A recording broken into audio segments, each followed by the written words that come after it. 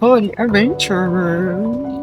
Türk Hava Yolları uçuşuna hoş Kıyılar geldiniz. dikkat. Uçuşumuz sırasında uymanız gereken emniyet kurallarına dikkatinizi çekmek istiyoruz. İçinde başüstü dolaplarına ya da önünüzdeki... And adjust your seatbelt as shown. Keep your seatbelt fastened and visible.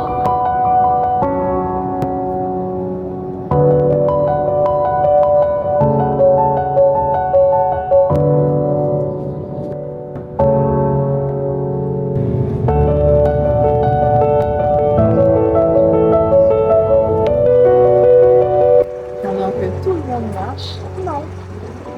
Moi, je suis sur le tapis là, et je prends mon temps. Parce que de toute façon, j'ai 7 heures d'escale, donc il n'y a rien qui est pressé. Je profite pour admirer la vue de l'aéroport, m'imprégner, regarder combien de fois c'est grand. Nous, on va voir à quoi va ressembler l'aéroport de Jeddah.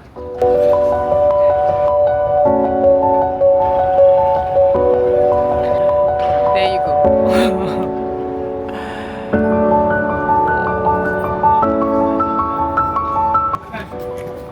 Il faut aller chercher la porte.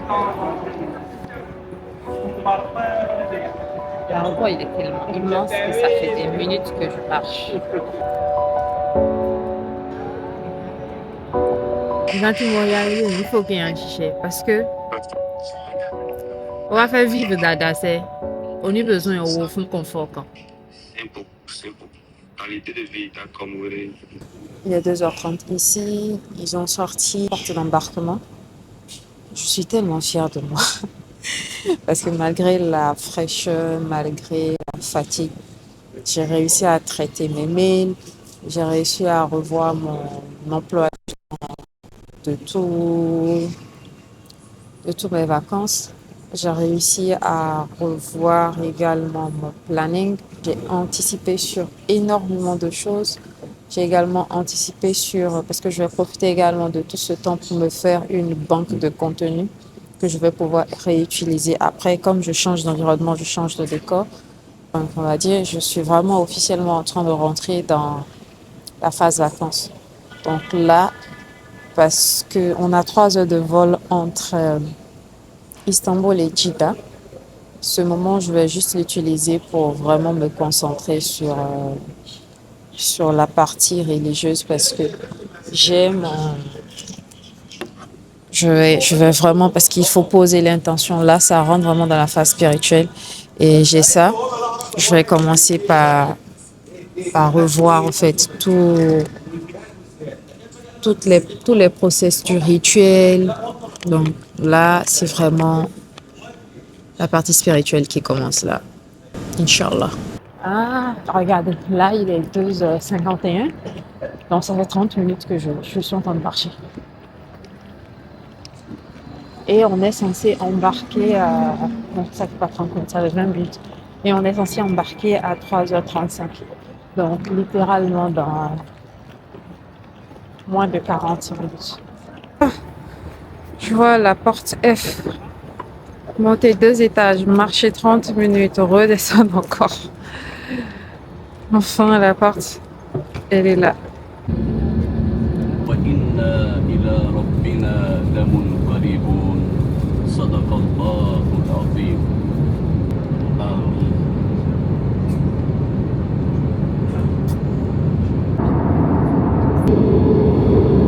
Beyefendi ve sevgili çocuklar.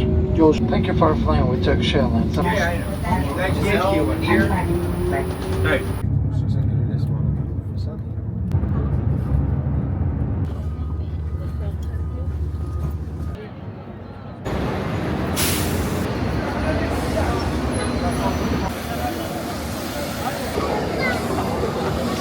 Là, j'ai fini ma Umrah. Je crois que ça m'a pris peut-être 4 ou 5 heures de temps. Ça n'a pas été facile. Je crois que je vais attendre. Quand je vais reprendre mes émotions, là, je vais refaire une autre vidéo, mais c'est dur. C'est pas facile, on va pas se mentir. Parce que les allers-retours que ça demande là. Mais Alhamdulillah. Quand je me fais ici, c'est la patience. La vraie définition de sap, ça s'applique ici. Si jamais tu fais un mistake, je dis, tu es distrait pendant une seconde. On prend ta place. Tu laisses ta place. On fait quoi? On prend ta place. Une seconde. Tu tournes ta tête, tu reviens comme ça là. Quelqu'un d'autre s'assoit. Ça même plus. Et puis, c'est qui est bizarre quand tu vas parler, il va commencer à parler les arabes là. Tu vas rien comprendre. Ou bien tu parles à la personne et tu ne réponds pas. Je comprends maintenant pourquoi d'autres personnes, on se dit que la personne est malade avec, il s'est chamaillé. En fait, c'est difficile de serrer ton cœur à certains. Voilà. Un coup, tu peux lire sans ça.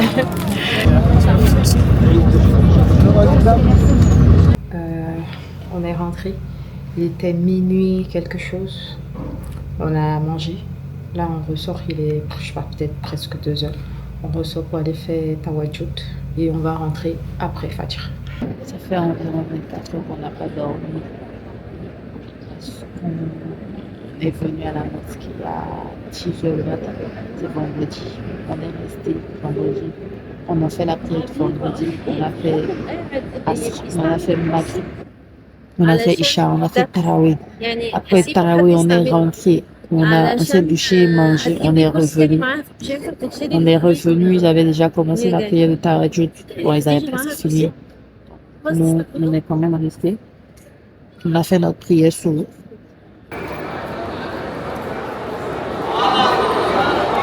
On dirait qu'il est 6 heures.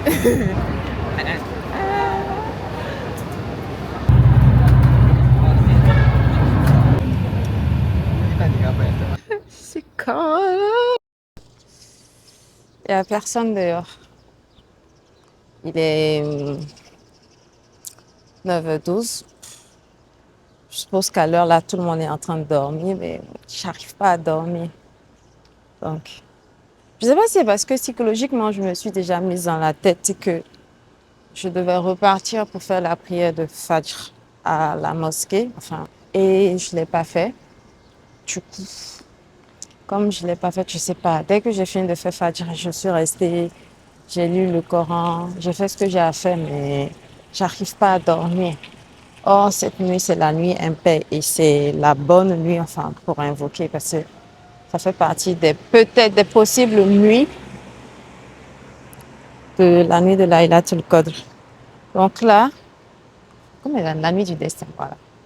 Mais s'il y a sincèrement quelque chose que j'ai remarqué depuis, je remets vraiment tout en question.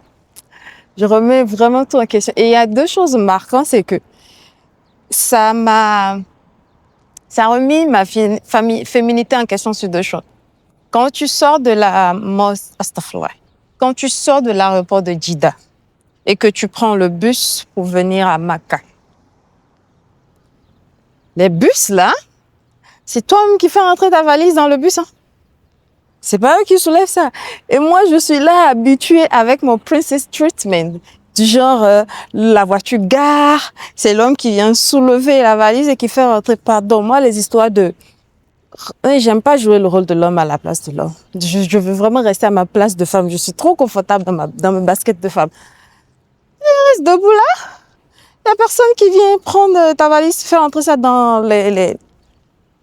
là, on met les valises dans le bus. Là, tu le fais toi-même. Et en fait, j'étais tellement choquée que je suis restée debout, genre, j'étais comme ça. Et il y a un monsieur qui était là, c'est ça qu'on l'a fait pour lui, c'est lui maintenant qui a pris mes valises, genre la grosse valise et le trolley, qui les a fait rentrer en bas. Et moi, je l'ai remercié, je suis allée dans le bus. Quand on est arrivé à Makkah, heureusement pour moi, en fait, vu que la valise, elle était, je crois, je sais pas en tout cas, ceux qui voulaient prendre leur valise, ils ont dû descendre, moi, ma valise. Donc, moi, j'ai juste pris. Mais non, faut prendre le taxi pour aller au domicile. Le taximan, il est resté dans sa voiture. Il a juste ouvert le coffre. Il n'est pas descendu, pour que je soulève moi-même. Après, comme il a vu que j'étais en train de struggle pour faire rentrer la valise, c'est là où il est descendu. Donc, si vous voulez venir ici en tant que femme, ne soyez pas choqués par rapport à ça. Au pif, vous demandez de l'aide. C'est le bus qu'il faut prendre. Et le bus, il te laisse au niveau du parking des bus. Et ensuite, du parking des bus, on prend le bus de la mosquée. Je vais essayer de chronométrer pour voir combien de temps on va faire d'ici pour arriver au niveau du parking où on prend le bus qui va être directement à l'intérieur du haram. Oui, de rien. Ça a pris également 10 minutes pour quitter l'hôtel au parking de la mosquée de Haram. Donc là, maintenant, on va voir encore également combien de temps ça va prendre pour quitter ici, pour rejoindre également l'autre côté et ça se présente un peu comme ça. Et là encore également, je précise que c'est le matin. Le soir, ça peut prendre beaucoup plus de temps parce que 5 minutes, c'est le temps que ça a pris du parking pour arriver au parking du Haram. Et maintenant, il faut marcher encore. Et le vrai parcours du combattant, c'est maintenant que ça commence parce que tellement tout le monde veut prier près de la Kaaba que c'est difficile parfois de trouver de la place.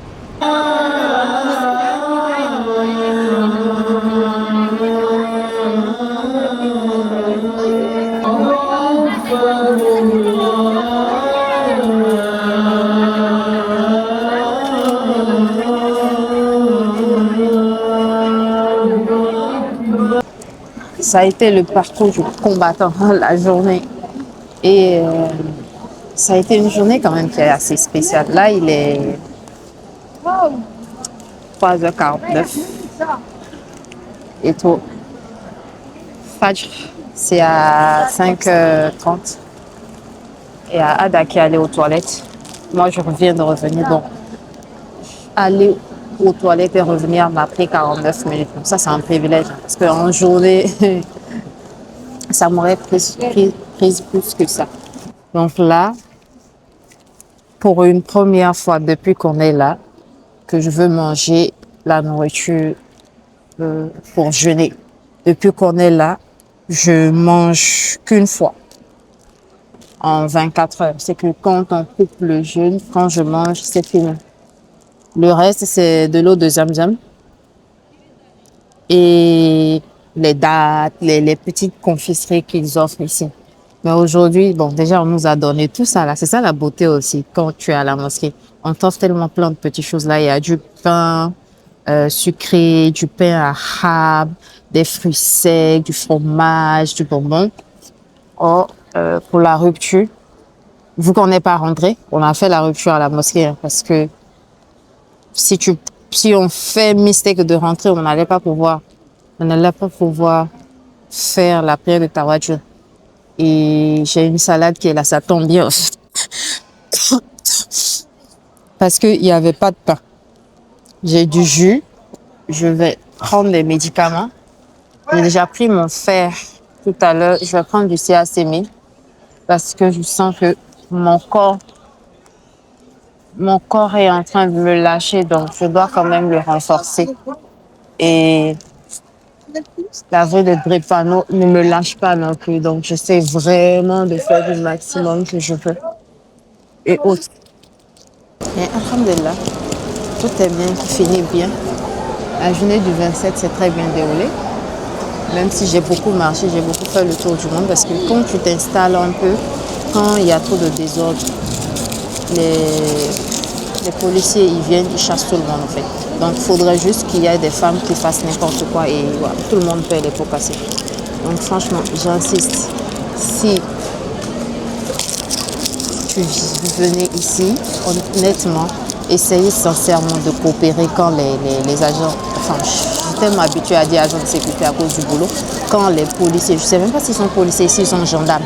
Il y a la police, certainement il y a la gendarmerie aussi, parce que tout est mélangé. Et j'ai réalisé également aussi quelque chose aujourd'hui. Depuis que je suis née, je crois que ce ramadan est le ramadan où j'ai le plus lu le Coran.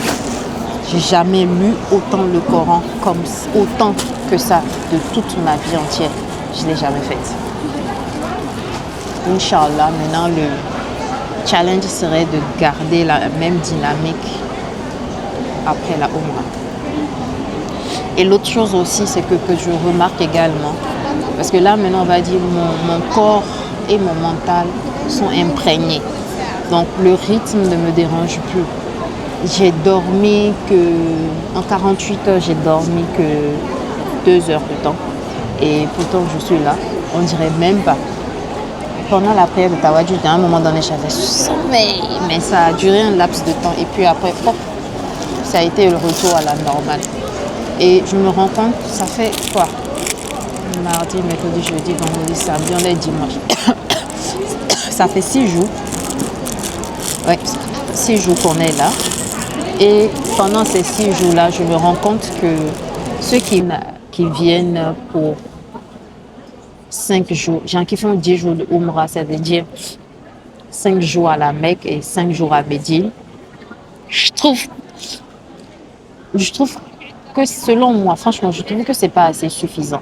Parce que dans les 5 jours que tu vas faire à la Mecque, les 5 jours-là, c'est le temps pour toi de découvrir, de trouver ta routine, d'adapter ta routine à toi et vraiment de commencer par t'imprégner. Donc, en 5 jours, c'est vraiment pas possible. En fait, je ne vais pas dire que c'est pas possible, mais je trouve que c'est trop restreint. Après, chacun avec son expérience. Mais moi, de mon point de vue, c'est vraiment de mon expérience, c'est ce que je trouve que 5 jours, c'est pas suffisant. Hadja, assalamu alaikum. On est entré, on est la 28e nuit. Donc hier, comme prévu, on est rentré à 9h, 10h. Et juste ressortir à 14h. Et rentrer là, il est 23h. Et voilà. Par contre, aujourd'hui, la prière, ça sera à la maison, Inch'Allah. Il est 23h. La prière, ça sera à la maison. Et il y a quelque chose qui s'est passé, en fait. Et je me rends compte que moi, mon adoration, il passe beaucoup par le côté cérébral et le côté visuel. Hier, il y a eu un pic de pèlerins. Je crois qu'ils ont enregistré la journée où il y a eu le plus de pèlerins possible. En fait, c'était tellement plein à craquer qu'il te fallait faire 2 heures pour quitter ton lieu de prière, pour aller aux toilettes, te soulager et revenir. Je pense que c'est la chose la plus difficile. Vraiment, du pèlerinage, c'est la chose la plus difficile. Si tu dois quitter ton lieu pour aller utiliser les toilettes et revenir, si tu sors, tu ne sais pas si tu vas rentrer. Donc, tout le monde ne veut tellement pas sortir. Donc, il y avait tellement du monde.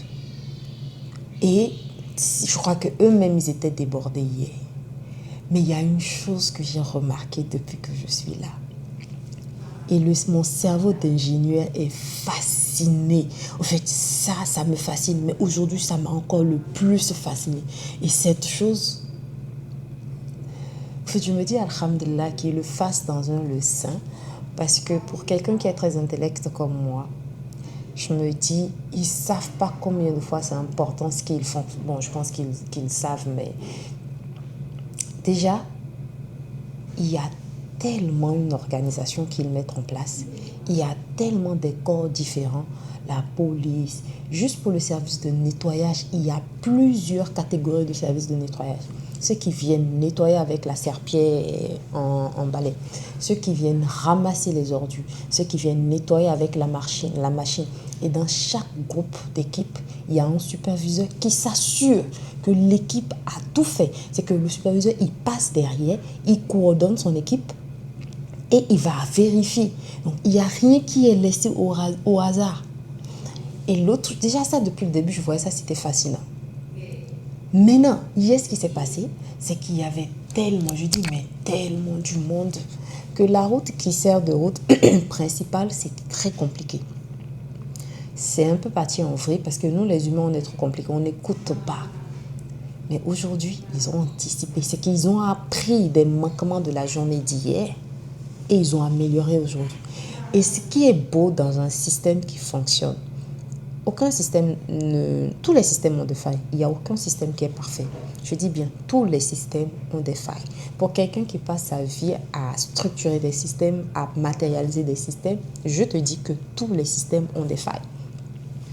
Par contre, ce qui fait la puissance d'un système, ce n'est pas le fait de ne pas avoir de failles, mais c'est sa capacité à mettre en place des actions pour corriger la faille aussitôt que la faille se présente. Hier, il y avait une faille dans la gestion des personnes pour l'entrée et la sortie. Aujourd'hui, ils ont corrigé la faille et ils ont mis la meilleure organisation possible de l'extérieur. Depuis que je suis là, c'est aujourd'hui qu'ils ont mis en place la meilleure des organisations. C'est que de mon lieu de prière, sortir, aller aux toilettes et ressortir pour aller prendre le bus, ça ne m'a pas pris 10 minutes. C'est que je suis sortie, j'ai rejoint les toilettes, j'ai fait mes besoins, je suis ressortie, paf, j'ai continué ma route. Je ne pouvais pas les filmer parce qu'après j'évite trop de prendre et puis ça va vous faire, c'est les mêmes choses que vous allez voir, les mêmes gens qui marchent. Et comme la foule elle est immense, chaque fois que toi tu prends ton téléphone, tu le manipules ou bien tu prends un appel ou bien tu te permets de filmer, au fait c'est que tu bloques inconsciemment les autres et on est dans un lieu sain. Pour moi, tout ça, ça fait partie du pèlerinage. Le fait est que chaque chose que tu fais, tu dois penser à l'autre. Chaque acte que tu commets, tu dois penser à l'autre. Parce que si tu ne penses pas à l'autre, toi, quand tu traînes les pas, ça handicape ceux qui sont derrière. Et si ça handicape ceux qui sont derrière, tu vois, ça crée et ça complique la tâche des policiers, des gendarmes. Je ne sais plus trop comment on les appelle. Je sais qu'il y a des policiers parce que c'est écrit police. Mais il y a d'autres tenues. Je ne sais pas si c'est des gendarmes. Je ne sais pas c'est quel corps. Mais en tout cas, ça complique leur tâche. Et nous, en tant que pèlerins, on doit les aider dans leur tâche. C'est qu'ils ont déjà leur organisation qui sont là. Donc, quand ils nous disent un truc, on doit vraiment le suivre pour que ça soit plus facile pour eux. Mais, sincèrement, en fait, Masha'Allah, je ne sais pas comment... Non, je ne veux plus dire Masha'Allah. Depuis que je suis là, je fais Jazakallahu khair. Parce que Dieu les récompense vraiment bien pour tout le travail qu'ils font. Et ça, je pense que c'est l'ingénieur en moi qui est fasciné parce que c'est mon quotidien sur le lieu de travail et que je vois ce qu'ils font. Pour moi, je dis qu'ils ont, même pas que pour moi, ils ont de très beaux standards. Et le fait d'assister aux failles et de voir comment ils mettent en place des améliorations quotidiennes. C'est que hier, à pareille heure, toute la nuit, il y a eu la faille. Aujourd'hui, ils ont corrigé la faille. Je ne sais pas si vous vous rendez compte, en moins de 24 heures. Et c'est ce qui me prouve que quand ils finissent, ils se concertent. Parce que c'est clair qu'ils ont des shifts. Il y a une équipe qui est là, après l'autre va se reposer, une autre qui prend le relais. C'est clair qu'ils ont des shifts. Mais aujourd'hui, ils m'ont confirmé qu'il y a une concertation qui se fait entre eux. Et l'autre chose aussi, c'est qu'il y a une équipe qui est sur place pour la com. C'est que le service de cleaning a sa personne qui prend. C'est qu'il communique. Et je me sens privilégiée. Je ne fais que faire Alhamdulillah, Alhamdulillah, Alhamdulillah, Alhamdulillah, Alhamdulillah, Dieu de me permettre de voir, Alhamdulillah, Dieu de me permettre de vivre. Parce que pour moi, tout ça, ça fait partie de l'immersion du pèlerinage. Alhamdulillah, Alhamdulillah, Alhamdulillah. Parce que ce que je suis en train de côtoyer est en train de m'ouvrir les yeux et est en train de... C'est que mon intellect est en train de faire ça. C'est en train de... Un autre jour s'est levé dans les aventures de la recherche. Dans les aventures de la présentation à la rencontre de Dieu dans sa maison sacrée. Salam alaikum. C'est parti encore pour presque 24 heures à la mosquée. Parce qu'aujourd'hui c'est une unième paire. Hier, t'arrêtes Dieu de moi, je l'ai fait à la maison. Aujourd'hui, comme c'est une unième paire, ça va se faire Inch'Allah à la mosquée. En fait, il y a une chose dont je me lasse pas, c'est les montagnes. Les montagnes, je ne sais pas si on peut les apercevoir. J'essaie de zoomer un peu. Là, la montagne, elle est là. Et là également, on voit la montagne là. Juste là. Regardez encore les montagnes. Encore les montagnes. Les montagnes.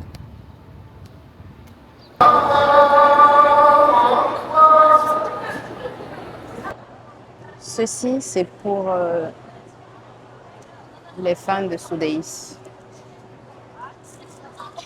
Et je vous préviens, répète encore, venir pour faire la Umrah. Ramadan prochain, réservez vos places depuis maintenant parce que avec ce qu'on a vécu aujourd'hui, je suppose que l'année prochaine, il y aura plus de monde encore. Aujourd'hui, normalement, c'est la 29e nuit.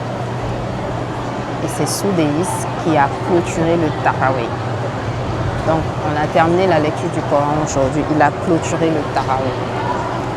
Les douas de Soudéis ont duré quelque chose de 30 minutes comme ça. Du côté des femmes où moi j'étais, personne n'a pu se retenir. Tout le monde a pleuré. En fait,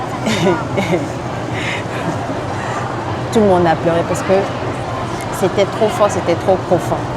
Et ces 3 derniers jours, je ne fais que donner raison à ma mère. C'est elle avait l'habitude de venir chaque année, pas dire je vais à la Oumra, je vais à la Oumra. Et moi, je suis là tout le temps, je lui dis, c'est bien d'aller à la Oumra. Ça, tu fais ton travail spirituel. Mais c'est aussi bien de prendre des vacances pour toi. Ce que j'ai vécu ces 10 dernières nuits, je la comprends. Et je ne pense pas que la Oumra hors Ramadan aura le même effet que la Oumra côté Ramadan. Déjà, une des récompenses de faire la Oumra pendant le Ramadan, bon, d'après, j'ai oublié c'est qui l'imam a cité, mais ils disent que ça équivaut à un hajj effectué avec le prophète Mohammed sallallahu alayhi wa sallam. Donc, sincèrement, je pense que c'est quelque chose qu'il faut que tout musulman puisse vivre, ne serait-ce qu'une seule fois dans sa vie. Et si quelqu'un vit ça ne serait-ce qu'une seule fois dans sa vie, je pense que ça va devoir devenir une habitude pour lui. Moi, personnellement, ces 3 dernières nuits, on va dire, j'ai vraiment beaucoup plus ressenti ça, ces 3 dernières nuits. Et peut-être c'est maintenant que je suis en train de rentrer dans le bain. Et maintenant que je rentre dans le bain, je n'ai pas envie que ça termine. Je veux que ça continue, mais on est déjà à la 29e nuit. Donc, si vous voulez venir à Ramadan de l'année prochaine, réservez depuis maintenant. Parce que si vous attendez, je ne pense pas que vous aurez encore la place.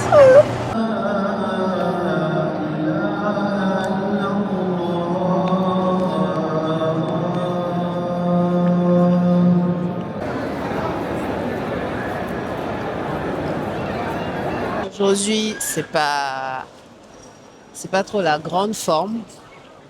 Je me suis réveillée, j'étais très faible, très faible. Je crois que les nuits blanches, en 24 heures limite, on mange pas, on grignote et tout. Et la carence de fer qu'il y avait déjà en moi, qui était déjà là, je crois que le tout s'est accumulé. Donc là, il y a mon corps qui m'a lâché aujourd'hui. Ça a été très difficile de pouvoir tenir la prière. Je suis partie j'ai fait la prière de Asr Maghrib et Tarawih sur place. Et Isha aussi sur place. Donc là, on va rentrer, Inch'Allah. Je vais essayer de dormir tôt. Il y a la grippe et la toux là qui ont pris le dessus. Mais alhamdulillah, je suis tombée sur ma mère. Comme quoi, au fait, j'ai quand même reçu plein de bienveillance parce que je me suis retrouvée à côté d'une bonne dame. C'est elle qui a pris soin de moi. Elle m'a donné de l'eau. Il y a un produit qu'elle m'a donné là, ça m'a soulagée et ça me soulage un temps. Après, je crois quand le produit se dissipe, ça part et après ça revient encore. Mais le produit, je l'ai pris en photo. Je vais essayer de voir quand on va commencer le mode touristique pour voir si je peux trouver ça au marché parce que c'est super efficace. Et c'est fait à base d'herbes. Assalamu alaikum. On est officiellement le dernier jour du mois de Ramadan. Et là, je suis en train de m'apprêter pour aller à la mosquée. Il est 14h ici. Et aujourd'hui, ça va beaucoup mieux. Hier, j'avais tellement mal, mais tellement mal. J'avais trop mal. C'était pas la grande forme. Je me sentais pas du tout bien. Mais dès que je suis rentrée, j'ai mangé. J'ai eu une nuit complète depuis que je suis ici pour une fois. J'ai pris du lait avec du moringa. J'ai pris du Doliprane. Parce qu'heureusement que j'ai ramené tous mes médicaments, enfin tout ce qu'il faut pour me tenir bien, alhamdulillah. Donc j'ai moins les narines qui collent aujourd'hui, alhamdulillah. Parce que hier j'avais mal là, j'avais mal à la gorge, à force de tousser. J'avais mal aux yeux. Également à force de tousser, de me moucher, mais aujourd'hui ça va. Ça va beaucoup mieux. J'ai pris assez de force. Comme j'ai eu une nuit complète, j'ai pris assez de force pour pouvoir invoquer encore toute la journée. Surtout que c'est le dernier jour du Ramadan. Que Dieu me donne la force de pouvoir beaucoup plus invoquer aujourd'hui. Hier, on va dire, j'ai passé une journée où je le remerciais. C'était plus une journée de remerciement, alhamdulillah, parce que ce que je suis en train de vivre actuellement, je le considère vraiment comme un privilège. C'est vrai que moi, aller à la Mecque, ça a été un rêve pour moi, un objectif si on veut. Mais je me suis jamais vue y aller pendant le mois de Ramadan. Auparavant, dans le passé, quand je faisais, je disais juste que j'allais partir, mais jamais pendant le mois de Ramadan. Et quand je vois tous les avantages qu'il y a, le fait de faire ça au moins pendant le mois de Ramadan, je dis vraiment alhamdulillah pour ce privilège. Et merci à Ada parce que c'est elle qui a eu l'idée qu'on le fasse pendant le mois de Ramadan et tout. Donc voilà, c'est parti pour une nouvelle journée encore dans l'aventure de ma Oumra. On y va. Oh, you go.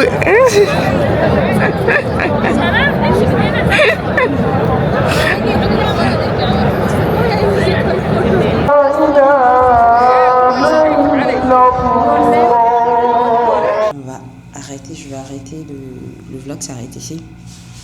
J'ai fait 2 magnifiques rencontres aujourd'hui. Bizarrement, elles sont des Égyptiennes. Il y a une assise, elle est égyptienne, mais elle vit au Koweït avec ses parents. À cause de la situation actuelle, le conflit actuel qu'il y a au niveau du Moyen-Orient, ils ont quitté le Koweït pour venir en Arabie Saoudite en voiture. Too many people old Somali and French. Oh yeah? And I think Algeria. So Algeria speak French? Yeah. Nigeria. I know somebody from Mali. Okay, definitely. Yeah, Mali also speaks French. Et j'ai fait une autre. Elle était avec sa maman. Elle s'appelle Mariam comme moi aussi. Donc la première partie de la Oumra s'arrête là. On va dire là, vraiment la Oumra elle-même s'arrête là. Aujourd'hui c'est le jour de l'Aïd. Ça fait 24 heures que j'ai pas dormi. Parce que hier, quand on a quitté la mosquée, quand on est rentré, j'ai pas dormi. Je suis ressortie vers les 3h30, 40 comme ça. Moi, je me disais que les 3h30, 3h40, j'aurais le temps d'arriver à la mosquée, de pouvoir rentrer à l'intérieur de la mosquée. Oui. Et j'ai pas pu, j'ai pris 2 heures, il y avait trop de gens. Donc voilà, pour suivre le reste de l'aventure, n'oublie pas de t'abonner et surtout de partager cette vidéo à quelqu'un que tu penses qui aimerait aller faire ça ou moi. Le but de cette vidéo, c'était vraiment de partager un peu mon journey en français, mon parcours, mon ressenti à chaud. Comment est-ce que je vis mes jours, qu'est-ce que je vois, qu'est-ce que j'apprends et tout ça là. Et je pense que l'objectif a été atteint, alhamdulillah. Je ne sais pas à quel moment tu regardes ces vidéos, que tu fasses également que tous tes vœux puissent se réaliser. Et n'oublie pas surtout, s'il te plaît, rêve grand. Parce que le Dieu que nous adorons, il est tellement puissant. Et sa puissance dépasse notre intelligence.